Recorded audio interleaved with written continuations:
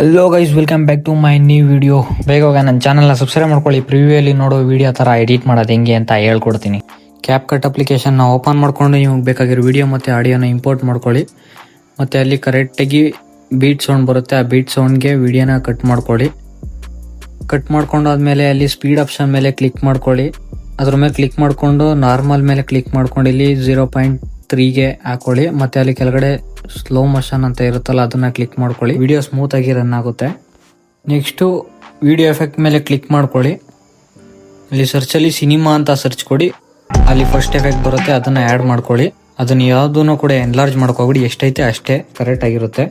Next ಅಡ್ಜಸ್ಟ್ಮೆಂಟ್ಗೆ ಹೋಗಿ ಅದರಲ್ಲಿ ಸ್ಯಾಚುರೇಷನ್ನ full minus ಮಾಡ್ಕೊಳ್ಳಿ.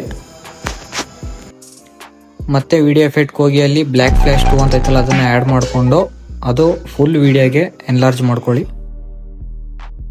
ಇವಾಗ ಫಸ್ಟ್ ವಿಡಿಯೋ ಹಾಕಿರೋದಲ್ಲ, ಅದ್ರ ಮೇಲೆ ಕ್ಲಿಕ್ ಮಾಡ್ಕೊಳ್ಳಿ. ಆ್ಯನಿಮೇಷನ್ ಮೇಲೆ ಕ್ಲಿಕ್ ಮಾಡಿಕೊಂಡು ಅಲ್ಲಿ ಸರ್ಚ್ ಬರಲ್ಲಿ ಹೋಗಿ ರಿಪ್ಪಲ್ ಅಂತ ಸರ್ಚ್ ಕೊಡಿ.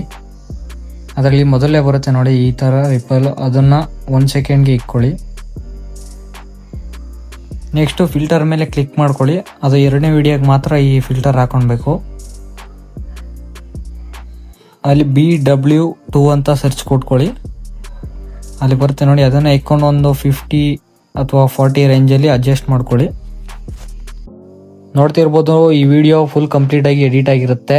ಅದನ್ನು ವಿಡಿಯೋನ ಎಕ್ಸ್ಪೋರ್ಟ್ ಮಾಡ್ಕೊಬೋದು. ಬೇಗ ನನ್ನ ಚಾನಲ್ನ ಸಬ್ಸ್ಕ್ರೈಬ್ ಮಾಡಿಲ್ಲ ಅಂದರೆ ಸಬ್ಸ್ಕ್ರೈಬ್ ಮಾಡ್ಕೊಳ್ಳಿ. ಈ ವಿಡಿಯೋನ ನಿಮ್ಮ ಫ್ರೆಂಡ್ಸ್ಗಳ್ಗೂ ಶೇರ್ ಮಾಡಿ, ಈ ಥರ ಎಡಿಟ್ನ ಮಾಡ್ಕೊಂಡು ಮಜಾ ಮಾಡೋಂತ.